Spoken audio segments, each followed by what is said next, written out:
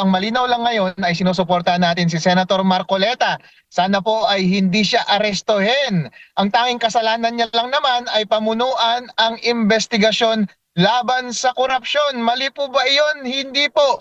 Mali po ba na ilabas ang katotohanan? Hindi po. Mali po ba na manawagan na ikulong ang lahat ng nagkasala? Hindi po. Kaya't hanggat malaya ang mga nagkasala, hanggat pinagtatakpan ang katotohanan, hanggat malaya ang mga dapat manugot dito sa flood control scandal, dapat narito po tayo na nagbabantay at malaya dapat tayong ipahayag ang ating damdamin. Hindi po pwede na balukturin nila ang batas at ang ikukulong po nila ay yung mga namumuno para ilabas ang katotohanan. Kaya nandito po tayo sa EDSA para suportahan si Senator Marcoleta at sana ay hindi siya sampahan ng kaso ngayong linggong ito at hindi siya maaresto. Na basta-basta na lamang nababuyin ng administrasyong ito ng ombudsman ang ating batas. Papayag ba ang taong bayan na ang lahat ng mga nagkasala ay malaya?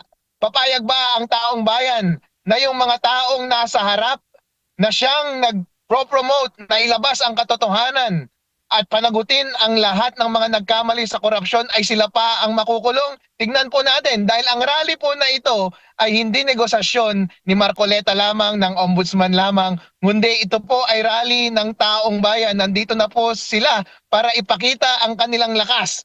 At tignan po natin kung ano ang tatanggapin nila na concession mula sa ating gobyerno. Ang permit ay hindi kinakailangan kapag Freedom Park. Ang EDSA People Power Monument ay isang freedom park, kaya malaya po tayong magpahayag dito. Kasama po yan sa freedom of speech. Ang sinampan nilang kaso ay plunder tapos indirect bribery. Ang gravamen po ng mga kasong iyon ay in consideration of office. Ibig sabihin, kaya siya binigyan ng pera ay dahil sa kanyang posisyon bilang public official. Pero hindi naman po iyon ang dahilan. Ang dahilan po ay dahil isa siyang prospective candidate at the time, regardless kung nakaupo siyang congressman o hindi. During the time na natanggap niya yung pera, hindi pa naman official candidacy period yun. Hindi pa yun campaign period. So hindi pa siya official candidate. Pero prospective candidate pa lamang siya at binigyan siya ng pera. Ngayon po, ang tanong, masama bang tumanggap na mula sa mga kaibigan? Hindi po, ako po, akong vice mayor. Nililibre po ako ng aking mga kaibigan at mga kamag-anak. Pero ang pagbigay nila sa akin ng pera ay hindi konsiderasyon doon yung aking pagiging public official dahil mahal lang nila ako bilang kaibigan. Ngayon po, masama na po bang tumanggap ng pera mula sa mga kaibigan sa side ni Senator Marcoleta? Hindi po. So hindi po iyon plunder, hindi indirect bribery kung by reason of office ang dahilan ng pagbigay ng pera. By reason of potential candidacy at that time, galing sa mga kaibigan. Hindi po pera ng taong bayan at hindi dahil isa siyang congressman at the time. Dahil potential natatakbo siyang senador at that time. So hindi pasok sa plunder, hindi pasok sa indirect bribery, hindi rin nga pasok sa COMELEC offenses, kaya hindi siya kinasuhan ng COMELEC. Si Mike Defensor po ay isa sa mga kaibigan niyang nagbigay sa kanya ng salapi. Hindi po saklaw iyon as campaign donation. Bakit po? Ang COMELEC na rin po ang nagsabi. Nung natanggap yung pera noong panahong iyon ay hindi pa umpisa ng campaign period. Technically, ayon sa jurisprudence, kapag wala pang campaign period, hindi pa siya kandidato. Kapag ang mga campaign funds lamang na dapat i-report as campaign donation ay yung mga natanggap mo during campaign period. Therefore, kapag tumanggap ka ng pera na hindi ka kandidato, walang involvement yon sa election, walang involvement yon sa kampanya, mas lalo nang walang involvement yon sa kanyang public office dahil hindi naman by reason of his office ang pagtanggap niya ng pera or pagbigay ng pera sa kanya. Bigay iyon ng kaibigan sa kanya para sa kanyang potensyal na pagtakbo. Kung gusto niyang gamitin yung pera in preparation sa upcoming campaign at that time, nasa sa kanya na iyon. Pero yung kanilang mga transaction ay pribado po. Hindi involving ang elections, hindi involving ang technical campaign, at hindi involving mas lalo na ang public funds. Makakapagboto pa rin po siya dahil po isa siyang nahalal na senador sa ating bansa at matatanggalan ka lamang ng karapatan kapag na-convict ka na at part ng penalty yung pagtanggal ng karapatan na iyon. Halimbawa po, may tinatawag na civil interdiction sa mga criminal cases. Ibig sabihin, saka ka lamang bawal mag-transact ng mga kontrata kapag napatawan ka ng penalty na civil interdiction. Halimbawa, sa sa side ni Marcoleta ngayon hanggat wala pang kaso, wala pang conviction, wala pang explicit na penalty na disqualified siya to stand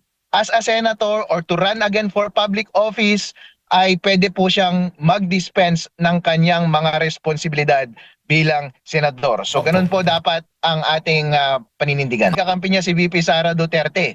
Magaling na abogado si Marcoleta. Hindi pa ako naniniwala na ang dahilan ng pagpapatahimik sa kanya ay ang impeachment case. Kasi si BBM na rin po ang nagsabi na panggulo lamang ang impeachment proceedings na iyan. At doon nga nag-rely ang Iglesia ni Cristo noon sa pagsuporta sa statement ni BBM na hindi dapat gawin na kaabalahan ng ating bansa ng mabigat ang impeachment trial na yan dahil nanggugulo, dapat tayong magkaisa. Pero ang suspetsa ko po, kaya siya iniipit ngayon ay dahil sa flood control investigation, dahil siya po ang nanguna. At nung nahawakan ng kanyang kampo kasama si Senator Alan Peter Cayetano ang majority ng Senate, ay ipinagpatuloy nila yung flood control investigation. Siyempre, ninervyos ang Malacanang. Kaya iniipit niya lahat ng mga posible na magsalita or maaring mag-expose totally ang buong korupsyon dito sa ating bansa, kaya inipit si Marcoleta. Pero mapapansin po ninyo, yung mga nagkasala talaga sa ating gobyerno na malinaw na lumabas doon sa flood control investigation ay wala pong kaso. Inaabsuelto po sila. Yun po ay pagbaluktot ng batas at diyan po ay hindi pumapayag ang taong bayan. Hindi na po ako umaasa sa House of Representatives ngayon dahil po doon sa mga flood control investigation, hindi nila pinapansin. Ang pinagtuunan nila ng pansin ay yung impeachment ni VP Sara Duterte.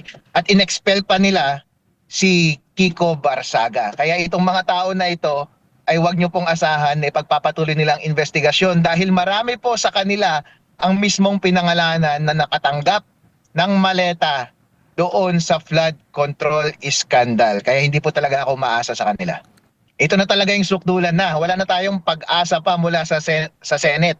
Kasi nga, kinuha na nila yung liderato mula kay Marcoleta at Senator Alan Peter Cayetano. Kaya bumaliktad si Villanueva, kaya bumaliktad si Escudero dahil damay sila sa flood control. Ginawang hostage sila na kapag side pa rin sila ni Sara, ay kakasuhan sila. Pero kapag bumaliktad sila at palitan yung liderato at yung lideratong iyon ay hindi na ipagpapatuloy yung investigasyon doon sa flood control, ay hindi na sila kakasuhan. So yun talaga ang kapalit ng kanilang pagbaliktad. Kaya it looks like na tutuparin nila yung end nila ng bargain. Kaya hanggang ngayon ay wala pa rin nangyayari dyan sa Blue Ribbon Committee. Walang patuloy na nangyayari doon sa flood control investigation. Pero ikumpara nyo po yan sa nangyari nung panahon ni Senator Alan Peter Cayetano at Marcoleta. Napaka-brief ng moment na iyon. Napaka-ikli lamang.